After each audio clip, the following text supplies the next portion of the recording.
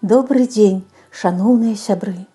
У гэтыя майскія святочныя дні вялікай перамогі хачу прадставіць вашай увазе кнігу пад назвай «Точка», аўтарам якой з'яўляецца Алена Капыток. Творчы псеўданім Алена Падкацік. Хочу сказаць, што ўвесь працоўны шлях Алены Сергеевны звязаны з бібліятэкай. Зараз яна ўзначальвае калектыў Барысаўскай раённай бібліятэкі імя Каладзеева, з'яўляецца дырэктарам установы.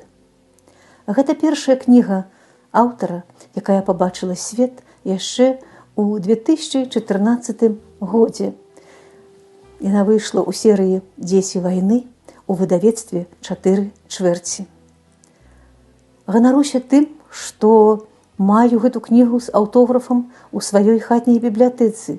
Шмат разоў перачытвала ўжо яе. І вось сёння вырашыла пазнаёміць і вас, паважаныя слухачы, з гэтай кнігай.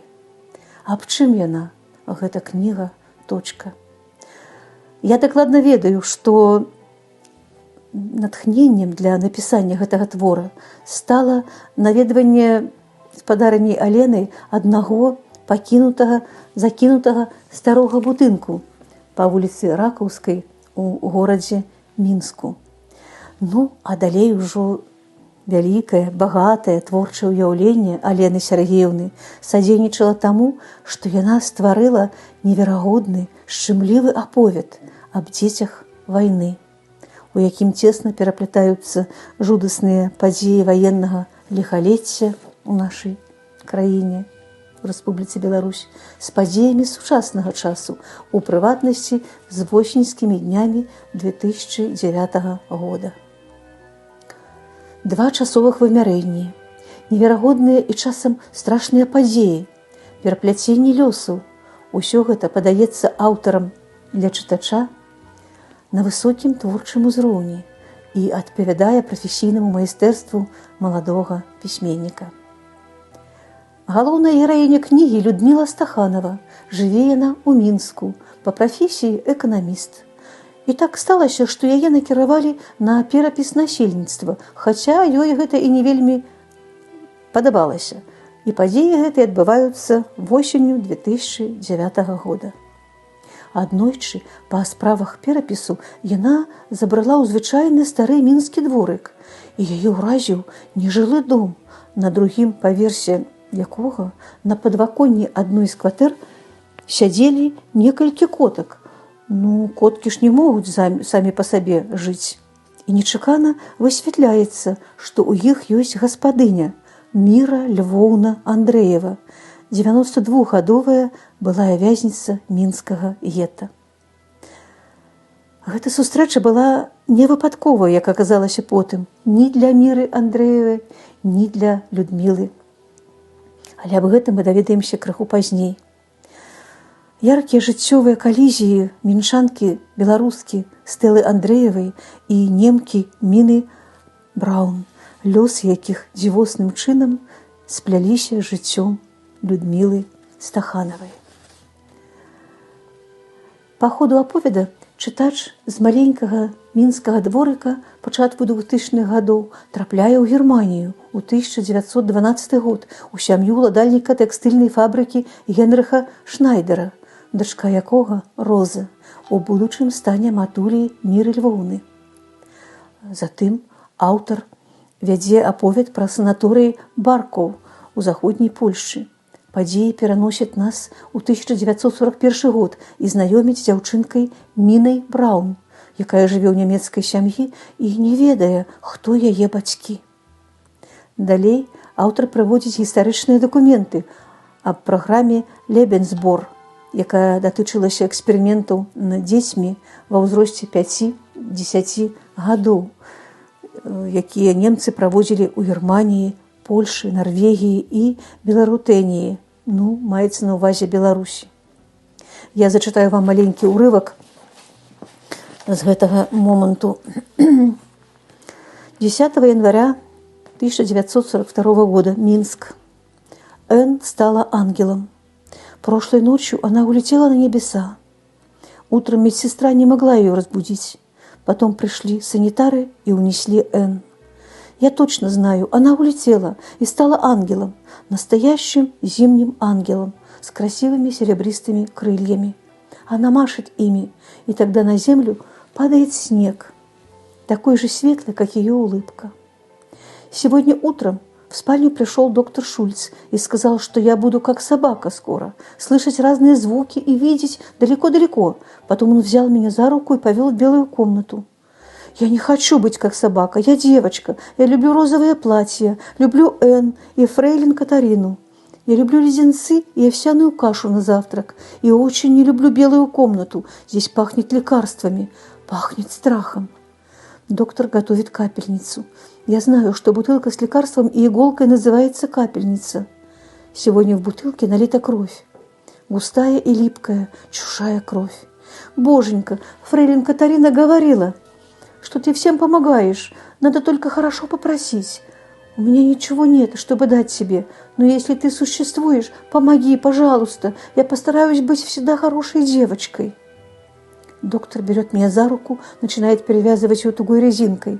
Сейчас будет вставлять страшную иглу.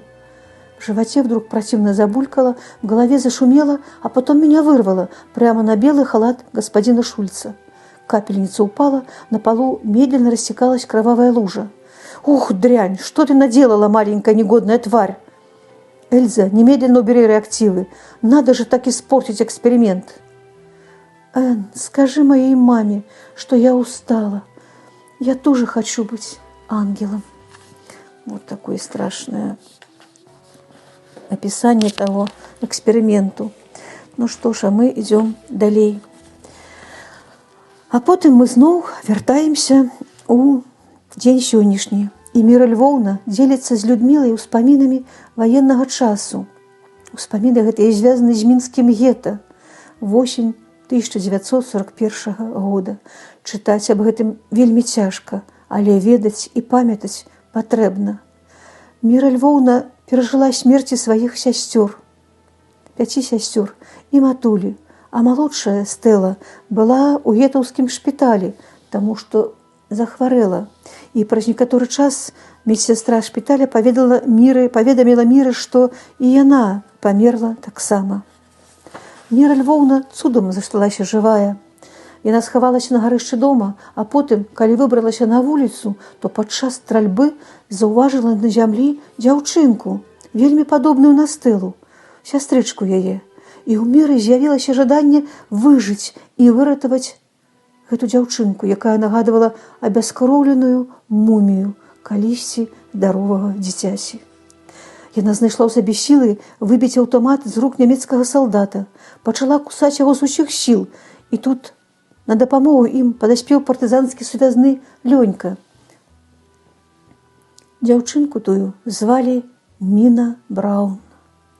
Потым яе эвакуіравалі з партызанскага атрада ў Маскву, і яны згубіліся з Мірай Львоўнай.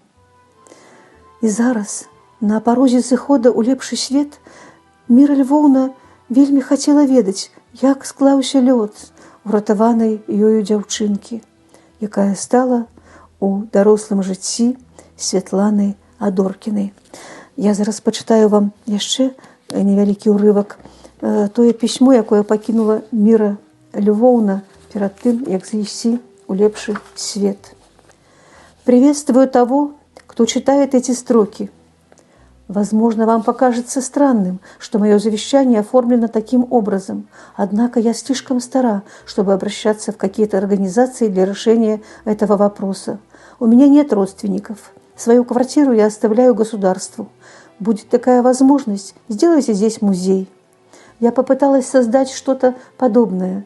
Нам, прошедшим учение гетто, негде было собираться. В советское время мы никогда вместе не собирались. Униженные, оскорбленные, не хотели смотреть в глаза друг другу.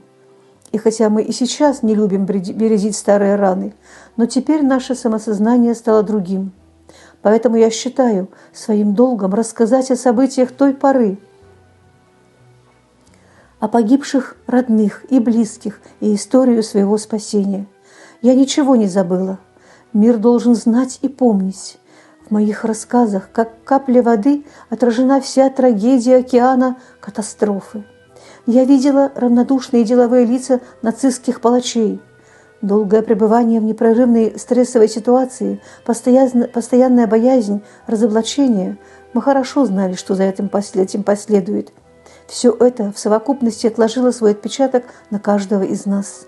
Наши погибшие родители хотели, чтобы мы, оставшиеся в живых, были счастливы и достойно прожили жизнь. У каждого из нас впоследствии были трудная судьба, в большинстве своем нелегкая сиротская жизнь, без родительской поддержки, без заботы и ласки. Достойно прожить этот завет мы старались выполнить. В своем домашнем музее я постаралась сохранить сведения о тех людях, кого знала, тех, кто прошел ужасы войны, тех, кто помогал мне, кому помогала я, выжить, выстоять, вернуться к жизни. Вот так вот написала Мира Андреева. Хочу еще сказать, что в этой книжцы яшчэ такія падзеі разварочваюцца далей, што ўвесь тэкст я не магу вам кнігі пачытаць. Яе патрэбна чытаць ад пачатку да канца, каб усё зразумець, як гэтыя падзеі між сабой былі звязаны. Скажу толькі, што на апошніх старонках кнігі дом у мінскім дворыку на Ракаўскай наведала яшчэ адна асоба – Эва Марлі, якая прыехала са Швейцарыі.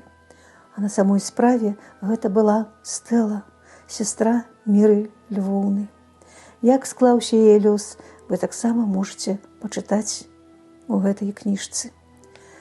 Я не сказала вам пра тое, што, нягледзячы на жыццёвыя перыпетыі, Людміла знайшла ў гэтым доме на Ракаўскай сваё асабістае шчасце, і абраннікам яе стаў Вячаслаў Юльскі, сын той самай Ніны Браўн, альбо Святланы Айдаркінай. Паважаныя сябры, тым, хто зацікавіўся гэтай кнігай, вельмі раю звярнуцца ў бібліятэкі. Там яна яшчэ ёсць, можна яе там яшчэ знайсці, хаця выйшла яна зусім невялікім накладам, усяго 300 асобніку, але ж у бібліятэках можна яе спытаць. Я заканчиваю знаёмство с книгой Алены Подкатик. Точка. И жадаю вам, сябры мае, мирного неба над головой. И нехай вам и вашим детям ніколі не прыйдзецца спазнаць жудасы страшнай войны. Да пабачэння, да новых сустрэч. Дзякую вам за увагу.